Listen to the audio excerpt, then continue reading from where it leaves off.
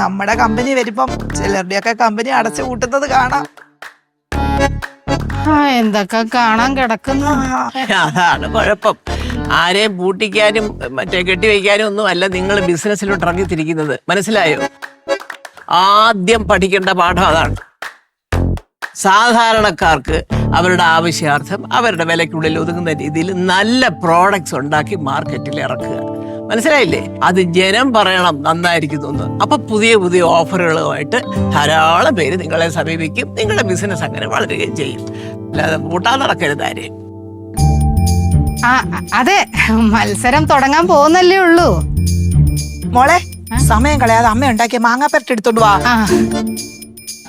ചേച്ചി കുട്ടിയുടെ അഭിപ്രായം പറയട്ടെ. അതെ അതെ അതെ.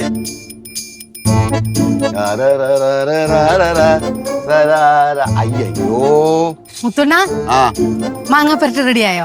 മാങ്ങാപ്പരട്ട് റെഡിയായി. നല്ല പണിയാണ് കേട്ടാ കാണിച്ചത്. എന്താ? മാങ്ങാപ്പരട്ടിനെ പച്ച മാങ്ങയാണ് വേണ്ടത്. പച്ച മാങ്ങ അങ്ങനെയൊക്കെ ഉണ്ടോ? അങ്ങനെയൊക്കെ ഉണ്ട്. ഇപ്പൊ എന്താക്കി? പഴുത്ത മാങ്ങയാണ് ഫ്രിഡ്ജിനകത്തിരുന്നത്. അയ്യോ, ഞാനേ നിങ്ങൾക്ക് മനസ്സിലാൻ വേണ്ടിട്ട് ഒന്നെടുത്ത് മാറ്റി വെച്ചിരിക്കുകയായിരുന്നു. ഇനിയിപ്പോ എന്ത് ചെയ്യും? എന്ത് ചെയ്യുമെന്ന് ഞാൻ ആലോചിച്ചോണ്ട സമയത്ത് സുരഭി ഒന്ന് കയറി. സുരഭിയുടെ ഞാൻ കാര്യം പറഞ്ഞു.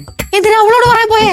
എന്താ ഈ പിന്നെ ആടുത്താണ് പറയേണ്ടത്. ഞങ്ങളെ വിളിക്കായിരുന്നില്ലേ? വിളിച്ചാ കറക്റ്റ് ആയിട്ട് സൊല്യൂഷൻ പറഞ്ഞു തരുമല്ലോ. സുരഭിയുടെ ഞാൻ കാര്യം പറഞ്ഞു. സുരഭി പറഞ്ഞു നമുക്ക് ഒരു കാര്യം ചെയ്യാം. മാങ്ങാപ്പേട്ട എന്തായാലും ഉണ്ടാക്കാൻ പറ്റൂല. ഈ പഴുത്ത മാങ്ങ വെച്ചിട്ട് മാമ്പഴ പുളിശ്ശേരി ഉണ്ടാക്കാന്ന് പറഞ്ഞു. മാമ്പഴ പുളിശ്ശേരിയോ? എന്ത് കേട്ടിട്ടില്ലേ? അങ്ങനെ ഒരു സാധനം ഉണ്ട്, മാമ്പഴ പുളിശ്ശേരി.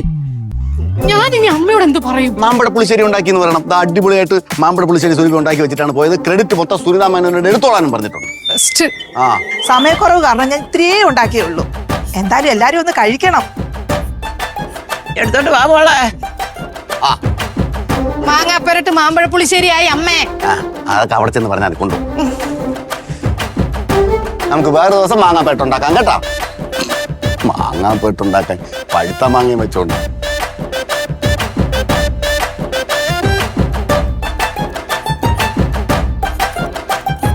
മോളെ ഇങ്ങോട്ട് കൊണ്ടുവരാന്. കൊച്ചു നീ വേഗം വരാന്.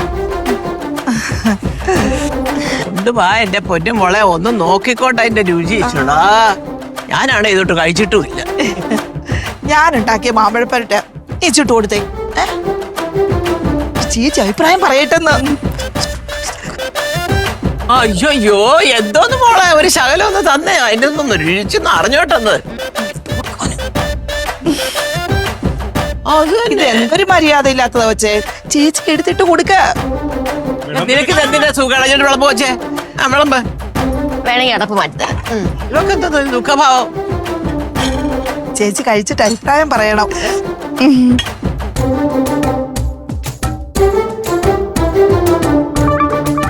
എങ്ങനെയുണ്ട് ചേച്ചി പെരട്ട്?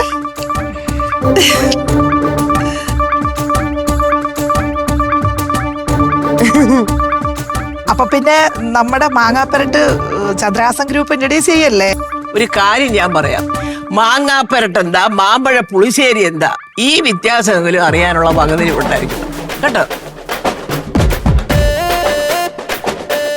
തൽക്കാലത്തെ ഈ ഇരിക്കുന്നതൊക്കെ വല്ലതൊക്കെ എടുത്തു വെച്ച് കഴിച്ചേച്ച് ഉണ്ടേച്ച് വീട്ടിൽ പോകാൻ നോക്ക്. മാമ്പഴപ്പരട്ടും മാങ്ങാപ്പരട്ടും മറ്റേ പരട്ടും കൂട്ടി നോക്കടാ കുറച്ച്. അയ്യോ, അത് വല്ലതും ഉണ്ടെങ്കിലേ പറ്റൂ. ഇനി ആ ചോറ് കേട്ടാ ലോകം കീഴടക്കാൻ പോകുന്നു. ഇത് വെച്ചിട്ടാണോ നീ കീഴടക്കാൻ പോന്നേ?